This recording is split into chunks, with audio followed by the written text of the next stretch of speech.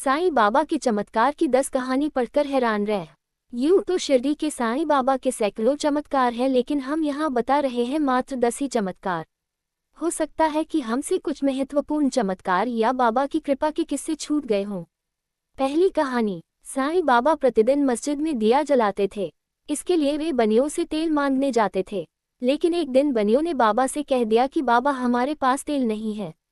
तब बाबा वहां से चुपचाप चले गए और मस्जिद जाकर उन्होंने दिए में तेल की जगह पानी डाला और दिया जल पड़ा और यह बात चारों तरफ फैल गई।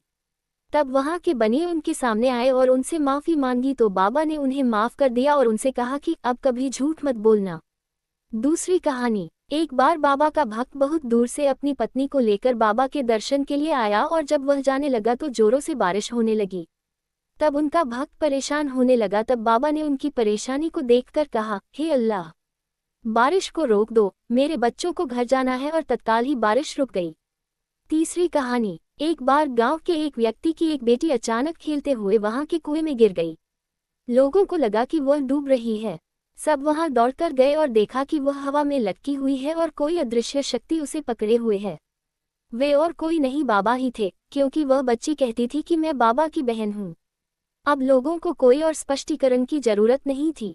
चौथी कहानी। महालसापति के यहाँ जब पुत्र हुआ तो वे उसे बाबा के पास लेकर आए और उसका नामकरण करने के लिए कहने लगे। बाबा ने उस पुत्र को देखकर महालसापति से कहा कि इसके साथ अधिक आसक्ति मत रखो, सिर्फ 25 वर्ष तक ही इसका ध्यान रखो, इतना ही बहुत है। ये बात महालसापति को तब समझ आई जब उनके पुत्र का 25 वर्ष की आयु में देहांत हो गया।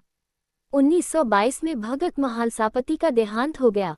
पांचवी कहानी। एक दिन बाबा ने 3 दिन के लिए अपने शरीर को छोड़ने से पहले महालसापति से कहा कि यदि मैं 3 दिन में वापस लौटूं नहीं तो मेरे शरीर को अमुक जगह पर दफना देना। 3 दिन तक तुम्हें मेरे शरीर की रक्षा करना होगी। धीरे धीरे बाबा की सांस बंद हो गई और शरीर की हलचल भी बंद हो गई। सभी लोगों में खबर फैल गई कि बाबा का देहांत हो गया है। डॉक्टर ने भी जांच करके मान लिया कि बाबा शांत हो गए हैं, लेकिन महालसापति ने सभी को बाबा से दूर रहने की सलाह दी। उन्होंने कहा कि 3 दिन तक इनके शरीर की रक्षा की जिम्मेदारी मेरी है। गांव में इसको लेकर विवाद हो गया, लेकिन महालसापति ने बाबा के सिर को अपनी गोद में रखकर 3 दिन तक जागरण किया। किसी को बाबा के पावन शरीर को हाथ भी नहीं लगाने दिया। 3 दिन बाद जब बाबा ने वापस शरीर धारण किया तो जैसे चमत्कार हो गया। चारों ओर हर्ष व्याप्त हो गया। छठी कहानी। मुंबई के रहने वाले काका महाजनी का विचार शिरडी में 1 सप्ताह ठहरने का था। पहले दिन दर्शन करने के बाद बाबा ने उनसे पूछा, तुम कब वापस जाओगे? उन्हें बाबा के इस प्रश्न पर आश्चर्य सा हुआ। तब उन्होंने कहा, जब आप आज्ञा दे तब। बाबा ने कहा, कल ही। ये सुनकर काका महाजनी ने तुरंत शिरडी से प्रस्थान कर लिया। जब वे मुंबई अपने ऑफिस में पहुंचे तो उन्होंने अपने सेठ को अति उत्सुकतापूर्वक प्रतीक्षा करते पाया, क्योंकि मुनीम के अचानक ही अस्वस्थ हो जाने के कारण काका की उपस्थिति अनिवार्य हो गई थी। सेठ ने काका को बुलाने के लिए पत्र लिखा था, जो उनके पते पर वापस लौट आया। 7वीं कहानी। बाबा का जब हाथ जल गया था तो भागजी शिंदे ही उनके हाथ पर घी मलने और पट्टी लगाने का कार्य करते थे। भागजी शिंदे कुष्ठ रोगी थे। चांदोरकर जी बाबा के लिए मुंबई से एक डॉक्टर परमानंद को इलाज के लिए लेकर आए थे, लेकिन बाबा ने इनकार कर दिया और वे शिंदे के हाथों भी लगाकर ही ठीक हो गए।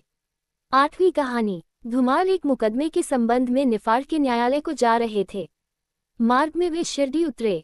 उन्होंने बाबा के दर्शन किए और तत्काल ही निफाड़ को प्रस्थान करने लगे, परंतु बाबा की स्वीकृति प्राप्त न हुई। उन्होंने उन्हें शिरडी में 1 सप्ताह और रोक लिया। इसी बीच में निफाड़ के न्यायाधीश उदरपीड़ा से ग्रस्त हो गए। इस कारण उनका मुकदमा किसी अगले दिन के लिए बढ़ाया गया। 1 सप्ताह बाद भाव साहेब को लौटने की अनुमति मिली। इस मामले की सुनवाई कई महीनों तक और 4 न्यायाधीशों के पास हुई। फलस्वरूप धुमाल ने मुकदमे में सफलता प्राप्त की और उनका मुवक्किल मामले में बरी हो गया। 9वीं कहानी। नासिक के प्रसिद्ध ज्योतिष वेदज्ञ 6 शास्त्रों सहित सामुद्रिक शास्त्र में भी पारंगत मूले शास्त्री एक बार नागपुर के धनपति साईं भक्त बापू साहेब बूटी के साथ शिरडी पधारे। हस्तरेखा विशारद होने के नाते मूले शास्त्री ने बाबा के हाथ की परीक्षा करने की प्रार्थना की, परंतु बाबा ने उनकी प्रार्थना पर कोई ध्यान न देकर उन्हें 4 केले दिए और इसके बाद सब लोग वाड़े को लौट आए। वाड़े से लौटने के बाद में आरती के समय बापू साहेब से बाबा ने कहा कि वो मूले से कुछ दक्षिणा ले आओ।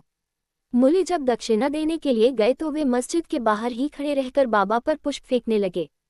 लेकिन जब उन्होंने ध्यान से देखा तो उन्हें बाबा की जगह उनके कैलाशवासी गुरु घोष स्वामी दिखाई देने लगे। वे उनकी स्तुति करने लगे और जब आंख खोली तो उन्हें बाबा को दक्षिणा मांगते हुए देखा। ये चमत्कार देखकर उनका संशय दूर हो गया। 10वीं कहानी। एक डॉक्टर अपने साईं भक्त मित्र के साथ शिरडी पधारे। उन्होंने मित्र से कहा कि तुम ही दर्शन करने जाओ, मैं नहीं जाऊंगा, क्योंकि मैं श्री राम के अलावा किसी के समक्ष नहीं झुकता, खासकर किसी यवन के समक्ष, और वह भी मस्जिद में तो कतई नहीं। मित्र के कहा कि तुम्हें वहां कोई झुकने या नमन करने को कोई बाध्य नहीं करेगा, अतः मेरे साथ चलो, आनंद रहेगा। वे शिरडी पहुंचे और बाबा के दर्शन को गए, परंतु डॉक्टर को ही सबसे आगे जाते देख और बाबा की प्रथम चरण वंदना करते देख सबको बड़ा विस्मय हुआ। लोगों ने डॉक्टर से पूछा कि क्या हुआ। डॉक्टर ने बतलाया कि बाबा के स्थान पर उन्हें अपने प्रिय इष्टदेव श्री राम के दर्शन हुए और इसलिए उन्होंने नमस्कार किया। जब वे ऐसा कह ही रहे थे तभी उन्हें साईं बाबा का रूप पुनः दिखने लगा। ये देख वे आश्चर्यचकित होकर बोले कि क्या ये स्वप्न है, ये यवन कैसे हो सकते हैं, अरे अरे ये तो पूर्ण योग अवतार हैं। बाद में वे डॉक्टर वहीं रुके और उन्होंने परम अनुभूति का अनुभव किया।